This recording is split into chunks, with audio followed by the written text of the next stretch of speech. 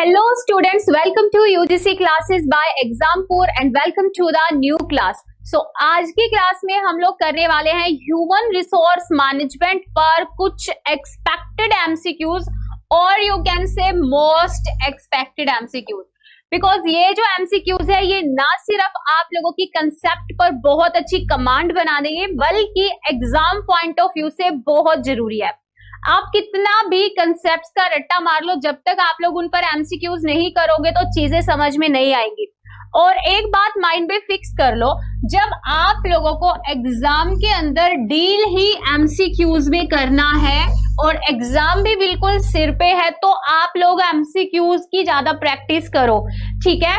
तो ये आप लोगों की जो क्लास है ये दिवाली के टाइम पर आप लोग की रिकॉर्डेड जाएगी। तो आप लोग कमेंट सेक्शन में ये मत सोचना कि मैम रिप्लाई नहीं करे, हम क्वेश्चन पूछ रहे आंसर नहीं करे। तो बस मैं ये चाहती थी कि मेरे जो भी स्टूडेंट्स हैं उनकी नॉलेज में इतना सा भी गैप नहीं आना चाहिए। जितना हो सके मैं आप लोगों को आपकी क्लासेस प्रोवाइड करके ही जाऊं। तो ये मेरी तरफ से आप लोगों के लिए दिवाली गिफ्ट समझ लो कि आप लोग की क्लासेस बिल्कुल चलेंगी डेली। तो देखो आज की क्लास में हम लोग करेंगे ह्यूमन रिसोर्स मैनेजमेंट पर कुछ एक्सपेक्टेड एमसीक्यूज और ये किन किन स्टूडेंट्स के लिए बेनिफिशियल है। अगर आपका कोड 08 है आप लोगों के लिए भी इंपॉर्टेंट है, कॉमर्स वालों के लिए, क्योंकि आप लोगों की यूनिट होती है एचआरएम एंड बिजनेस मैनेजमेंट। अगर आपका कोड 17 है मतलब मैनेजमेंट, तो भी आप लोगों के लिए बहुत ज्यादा इंपॉर्टेंट क्लास रहेगी। और कोड 55 होता है एचआरएम लेबर लॉ, तो उनके लिए तो ये क्लास है ही। तो टोटल 10 क्वेश्चन हम लोग क्लास में करेंगे और बहुत ही अच्छे से करेंगे। तो जैसे ही क्वेश्चन स्क्रीन पर आएगा हम लोग उस क्वेश्चन को विद द ऑप्शन रीड करेंगे और अपने राइट आंसर को चूज करेंगे, ठीक है। और आप लोग मुझे फिर कमेंट सेक्शन में बताना कि आप में से किसका स्कोर कितना रहा आउट ऑफ 10, ठीक है। तो पहला क्वेश्चन जा रहा है आपकी स्क्रीन पर और फटाफट से मुझे राइट आंसर बताना इसका। लीडरशिप थ्योरीज में से क्वेश्चन है, असर्शन रीजन का क्वेश्चन है। चलिए क्वेश्चन इज, सबसे पहले हम लोग असर्शन पढ़ते हैं। असर्शन ए, टेलिंग सेलिंग पार्ट। मैं थोड़ा इधर होके क्वेश्चन को पढ़ रही क्योंकि अगर मैं आगे यहाँ पर खड़ी होगी तो आप लोग क्वेश्चन को अच्छे से नहीं पढ़ पाएंगे। तो आप लोग की स्क्रीन पर भी क्वेश्चन है, मेरी स्क्रीन पर भी क्वेश्चन है, चलिए साथ में मिलकर पढ़ते हैं। सबसे पहले पढ़ेंगे हम लोग असर्शन को। असर्शन क्या कह रहा है? Telling selling participating and delegating are leadership style, ठीक है। Telling selling participating delegating are leadership style, ठीक है। चलो भाई मान लिया चारों लीडरशिप स्टाइल है। रीजन क्या कह रहा है? Reason is saying that these leadership styles, these का मतलब कौन से, जो अभी अभी हमने बोले telling selling participating and delegating, ये जो लीडरशिप स्टाइल है ये दिए गए हैं हार्से एंड ब्लांचार्ड ने। किसने? हार्से एंड ब्लांचार्ड ने। तो सबसे पहले तो आपको ये डिसाइड करना है कि क्या ये सच में चारों लीडरशिप स्टाइल है, कहीं ये कोई परफॉर्मेंस अप्रेजल मेथड तो नहीं है, कोई रिक्रूटमेंट या सिलेक्शन मेथड तो नहीं है। फिर आपको ये डिसाइड करना है कि ये जो चारों लीडरशिप स्टाइल को रीजन के अंदर कहा गया है कि ये हार्से एंड ब्लांचार्ड ने दिए है, फिर आपको वो डिसाइड करना होगा, ठीक है। तो देखो telling selling participating and delegating are leadership style, बिल्कुल सही है, ये चारों लीडरशिप स्टाइल है। टेलिंग के अंदर क्या होता है, एक जो मैनेजर होता है वो सिर्फ आपको ऑर्डर देता है। सेलिंग के अंदर क्या होता है, वो आपको आपके काम में थोड़ा बहुत सपोर्ट करता है, हेल्प करता है। पार्टिसिपेटिंग के अंदर क्या होता है, वो थोड़ा बहुत डिसीजन मेकिंग में पार्टिसिपेशन करवाता है। और डेलीगेटिंग में क्या होता है, वो डिसीजन लेने की ही अथॉरिटी अपने एम्प्लॉय को दे देता है, ठीक है। तो ये चारों लीडरशिप स्टाइल है and these leadership styles are given by Hersey and Blanchard. तो ये जो चारों लीडरशिप स्टाइल है ये हार्से एंड ब्लांचार्ड ने दिए हैं। तो रीजन भी हमारा यहाँ पर बिल्कुल क्या है, करेक्ट है। तो असर्शन और रीजन जब दोनों सही हो जाएंगे तो ध्यान से देखें तो A and R both are correct in the option A and option A is the right answer. ठीक है, option A is the right answer. चलिए नेक्स्ट क्वेश्चन। और हाँ, ये जो लीडरशिप थ्योरीज है, आप लोगों को लीडरशिप 8 से 9 थ्योरीज में सारी करवा चुकी हूँ, मोटिवेशन थ्योरीज सारी करवा चुकी हूँ। तो ये आप लोग को एचआरएम लेबर लॉज वाला जो प्लेलिस्ट है वहां पर मिल जाएंगी ये सारी क्लासेस। ठीक है, जो भी कंसेप्ट पर एमसीक्यूज करवा रही हूँ सब कुछ आप लोगों को मैं करवा चुकी हूँ। थोड़े बहुत टॉपिक रहते हैं उनको भी हम लोग अपना खत्म कर लेंगे, ठीक है, दिवाली के बाद। चलिए सेकंड क्वेश्चन, ये भी आप लोगों का स्टेटमेंट का क्वेश्चन है। देखो जो स्टेटमेंट वाले क्वेश्चन होते हैं ना, सबसे पहले आपको ये समझना होता है कि कौन सी स्टेटमेंट सही है कौन सी गलत है। तो दोनों स्टेटमेंट को ध्यान से पढ़ो। First statement, classical organization believed in the use of authority to achieve coordination. देखो दो अप्रोचेज होती है, क्लासिकल अप्रोच और neo classical approach. Classical approach के अंदर क्या होता है, क्लासिकल अप्रोच ये मानती है भी अगर आपको अपने एम्प्लॉयज से काम करवाना है ना तो आपको थोड़ा सा स्ट्रिक्ट होना ही पड़ेगा, आपको वहां पर पावर और अथॉरिटी का यूज करना पड़ेगा अगर आपको अपने एम्प्लॉयज के काम के बीच में सहयोग कोऑर्डिनेशन बिठाना है डिफरेंट एम्प्लॉयज के काम के बीच में। ठीक है, फिर नियो क्लासिकल अप्रोच आती है। नियो क्लासिकल अप्रोच ये कहती है भाई हमें अथॉरिटी का यूज नहीं करना, हम अपने एम्प्लॉयज को अगर अच्छे से ट्रीट करेंगे तो वो अपने आप ही अपने काम को अच्छे से करेंगे और अपने काम को दूसरे एम्प्लॉयज के काम के साथ अच्छे से कोऑर्डिनेट कर लेंगे। तो नियो क्लासिकल अप्रोच वो कहती है। अब एक बात बताओ, स्टेटमेंट 2 में ये कहा गया है कि classical thinkers consider organization is an open system. Classical organization जो है वो ऑर्गेनाइजेशन को ओपन सिस्टम समझती है। कहीं ये गलत तो नहीं है? आप जहां पर एम्प्लॉय को पूछते भी नहीं हो कोई डिसीजन लेने से पहले, तो वो ओपन सिस्टम कैसे हुआ? ओपन सिस्टम का मतलब तो ये होता है जहां पर मैनेजर अपने एम्प्लॉय को रिस्पेक्ट देता है, रिकॉग्निशन देता है, पार्टिसिपेशन करवाता है डिसीजन मेकिंग में, उसकी साइकोलॉजिकल सोशल वेलफेयर नीड्स को सेटिस्फाई करता है। तो स्टेटमेंट 2 जो है ये हमारी बिल्कुल गलत हो जाएगी। क्यों? क्योंकि क्लासिकल थिंकर्स जो रहे हैं वो ऑर्गेनाइजेशन को ओपन सिस्टम नहीं बल्कि क्लोज्ड सिस्टम समझते थे। तो अगर यहां पर क्लोज्ड सिस्टम होता तो स्टेटमेंट 2 राइट हो जाती, लेकिन यहां पर ओपन सिस्टम है। क्योंकि भाई ओपन सिस्टम तो किसको समझा जाता है? नियो क्लासिकल ऑर्गेनाइजेशन को। नियो को याद रखो, नहीं भाई आज के जमाने में जो ऑर्गेनाइजेशंस है वो क्लासिकल नहीं नियो क्लासिकल अप्रोच को अपनाती है। तो प्लीज याद रखना, नियो क्लासिकल अप्रोच को समझा जाता है ओपन सिस्टम और क्लासिकल अप्रोच को समझा जाता है क्लोज्ड सिस्टम। तो स्टेटमेंट 2 में ओपन होने की वजह से स्टेटमेंट 2 हमारी गलत हो गई, क्योंकि क्लासिकल अप्रोच होती है क्लोज्ड। तो अब देखते हैं हम लोग स्टेटमेंट 2 जो है वो कहां पर रोंग है। ठीक है, जहां पर ए है उसको स्टेटमेंट 1 समझ लो और जहां पर आर है उसको स्टेटमेंट 2 समझ लो। ठीक है, तो देखो statement 1 is correct and statement 2 is incorrect. तो जहां पर आर को इनकरेक्ट बताया गया है मतलब स्टेटमेंट 2 को गलत बताया गया है। तो हमारा आंसर यहां पर क्या हो जाएगा? Option A. भाई स्टेटमेंट 1 बिल्कुल सही है लेकिन 2 जो है वो बिल्कुल गलत है।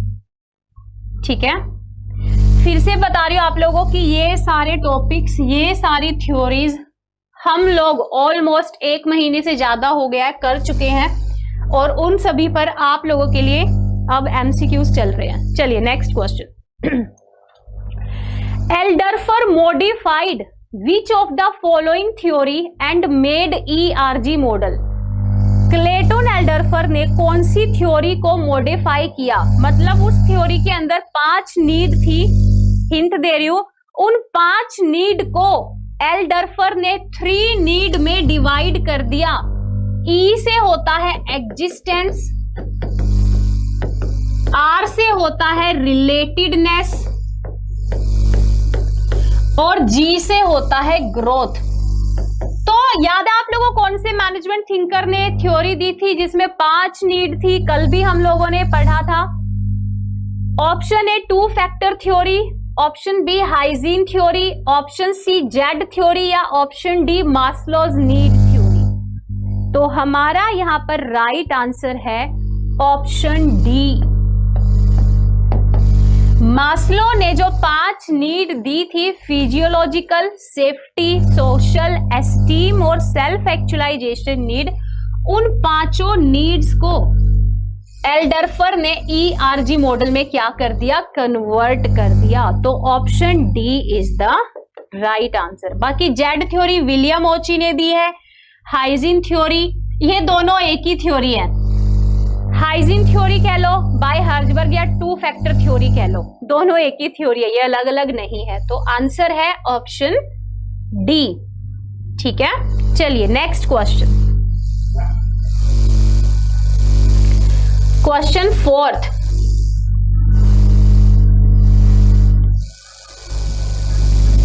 ध्यान से पढ़ना इस क्वेश्चन को, इसमें पक्का आप लोग गलती करने के पूरे चांसेस करोगे।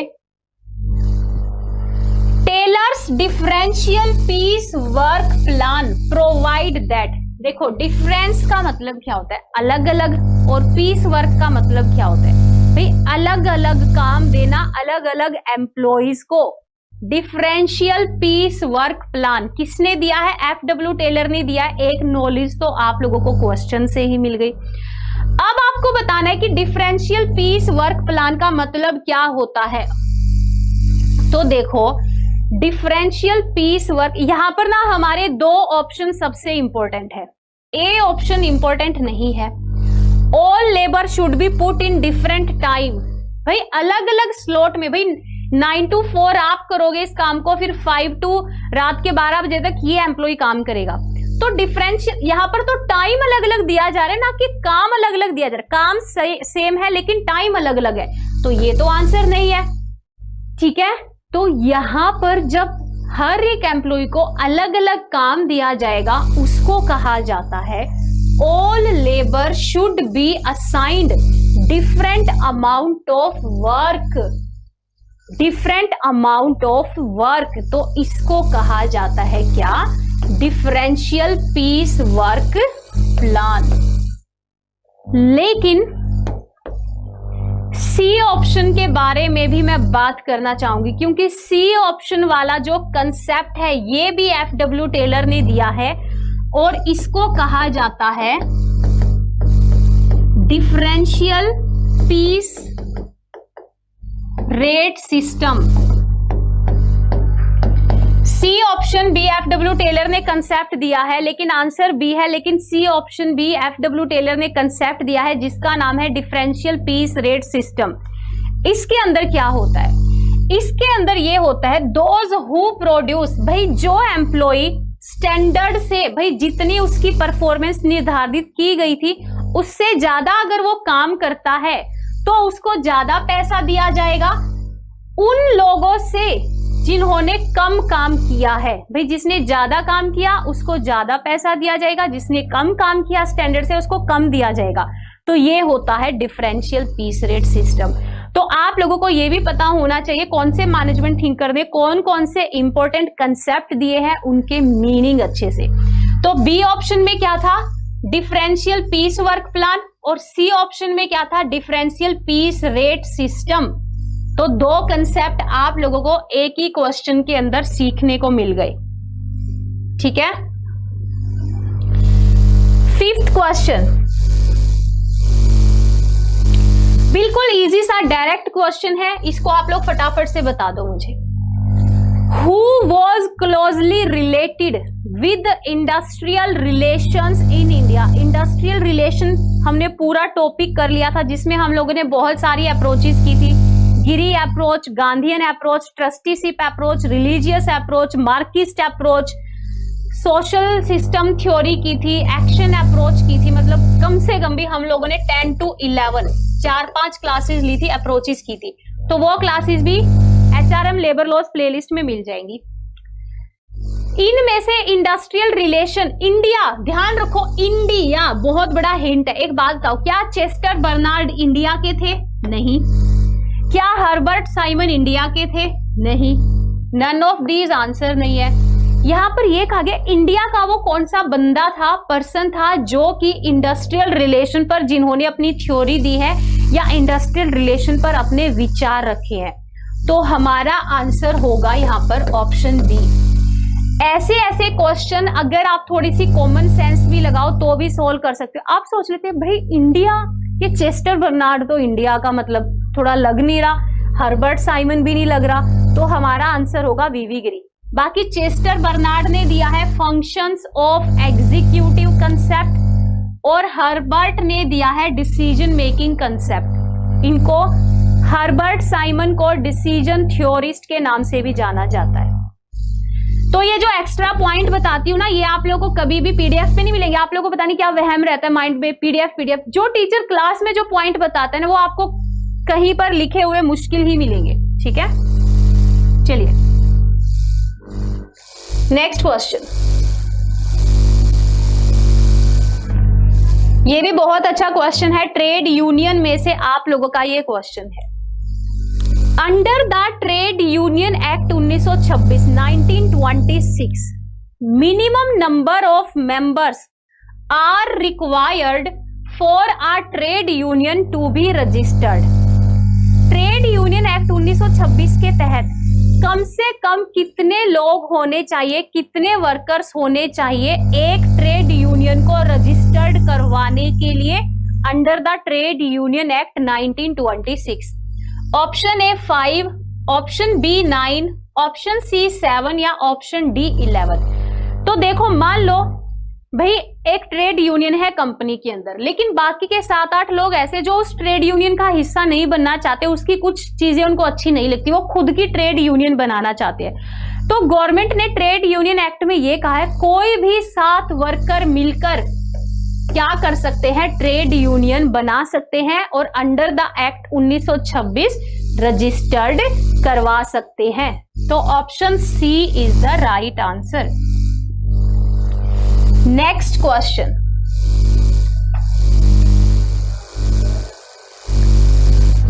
द आइडिया, एक ऐसा आइडिया जिसमें the idea that a manager tends to be promoted, जिसमें एक मैनेजर को प्रमोट किया जाएगा। मान लो, चलो एग्जांपल से समझते हैं। ये यहां पर ए है, ठीक है, अभी ये इस पोजीशन पे काम कर रहा है, ठीक है। उसके बाद फिर ये ए जो है ये यहां पर इस पोजीशन पर, मतलब मैं सिंबल्स का यूज करूँ, ये समझ लो कि धीरे धीरे ये बढ़ता जा रहा है। फिर एक इस पर आ गया, फिर ए यहां पर एक और, मतलब पहले ये इस पोजीशन पर था, फिर प्रमोट होकर इस पर आ गया, फिर प्रमोट होकर इस पर आ गया। अब यहां पर इसकी प्रमोशन रुक जाएगी। क्यों? क्योंकि जो अगली पोस्ट है ना, उस पोस्ट के लिए ये बिल्कुल भी कैपेबल नहीं है।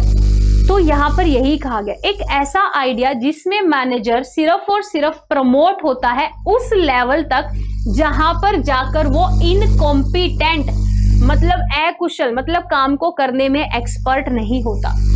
तो ये वही तो इनकॉम्पिटेंट लेवल आ गया। इसके बाद जो मान लो डी जॉब थी एक, इसके लिए ए जो है वो कॉम्पिटेंट नहीं है, तो यहां पर आकर इसका प्रमोशन रुक गया।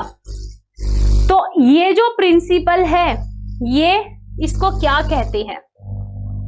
तो देखो, इस प्रिंसिपल को हम कहते हैं the Peter principle. Lawrence J Peter, क्या नाम है इनका पूरा? LAURENCE, लॉरेंस जे पीटर ने ये प्रिंसिपल दिया है।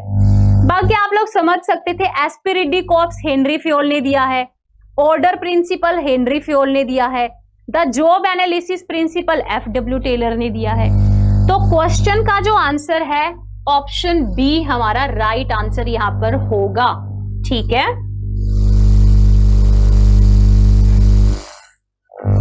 2-3 मिनट, ठीक है। चलिए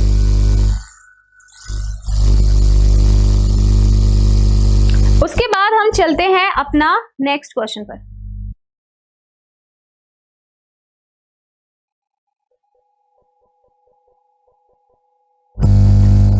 चलिए, स्टेटमेंट 1 क्या कहती है? Statement 1 is saying that informal organization tends to be permanent and stable. भाई इनफॉर्मल जो ऑर्गेनाइजेशन होती है वो परमानेंट होती है। सबसे पहली बात तो इनफॉर्मल ऑर्गेनाइजेशन जो होती है वो परमानेंट नहीं होती, वो स्पॉन्टेनियसली होती है। मतलब मान लो मैनेजमेंट और वर्कर कहीं पर भी खड़ा होकर 1-2 घंटा बात करे तो इनफॉर्मल ऑर्गेनाइजेशन, वहां पर इनफॉर्मल कम्युनिकेशन क्रिएट हो जाता है। तो अगर इनफॉर्मल ऑर्गेनाइजेशन को परमानेंट कहा जा रहा है तो ये बिल्कुल गलत है, ठीक है। Statement 2, it's basic purpose is to improve human relation. भाई इनफॉर्मल ऑर्गेनाइजेशन का जो महत्वपूर्ण जो उद्देश्य होता है वो ये होता है भी कंपनी के अंदर रिलेशनशिप्स को सुधारना। तो देखो कई बार ऐसा नहीं होता कि रूल्स रेगुलेशंस के चक्कर में कई बार रिलेशंस जो होते हैं कंपनी के अंदर बिगड़ जाते हैं, लेकिन अगर थोड़ा आराम से बातचीत की जाए तो मैनेजमेंट और वर्कर के रिलेशन सुधर सकते हैं। तो इनफॉर्मल ऑर्गेनाइजेशन डेफिनेटली रिलेशंस को क्या करती है? सुधारती है। तो स्टेटमेंट 1 हो गई गलत और 2 हो गई सही। तो 1 गलत और 2 statement is correct in the option D and option D is the right answer, ठीक है। Option D is the right answer. फटाफट से लास्ट क्वेश्चन कर लेते हैं। ये बताओ कि जो एम्प्लॉय को जो रिकॉग्निशन की पड़ी रहती है, where does recognition of an employee fall in the Maslow's need hierarchy theory? Maslow need hierarchy theory में एम्प्लॉय जो कंपनी के अंदर रिकॉग्निशन चाहता है, भाई मेरी पहचान होनी चाहिए, मेरा स्टेटस होना चाहिए, तो वो कौन सी नीड में आता है? सेल्फ एक्चुअलाइजेशन नहीं, सिक्योरिटी तो बिल्कुल सेकंड नीड आती है लोअर लेवल पे, फिजियोलॉजिकल नहीं, ये सबसे पहली नीड है रोटी कपड़ा मकान वाली। तो एस्टीम नीड, जिसको ईगो नीड भी कहा जाता है, इसमें एक एम्प्लॉय क्या चाहता है? रिकॉग्निशन चाहता है, पहचान चाहता है, किसके अंदर? कंपनी के अंदर। तो ये थे आज के हमारे एमसीक्यूज। तो डेली आप लोगों के लिए ऐसे ही मैं टॉपिक्स और एमसीक्यूज की क्लासेस लेकर आती हूँ जो आप लोगों के लिए बहुत ज्यादा एग्जाम सेंट्रिक होते हैं। तो इन सभी क्लासेस की नोटिफिकेशन आप लोगों को मिलती रहे, चैनल को सब्सक्राइब कर लेना, ठीक है। तो मिलते हैं हमारी नेक्स्ट क्लास के अंदर। Till then happy learning to all of you, bye bye, take care.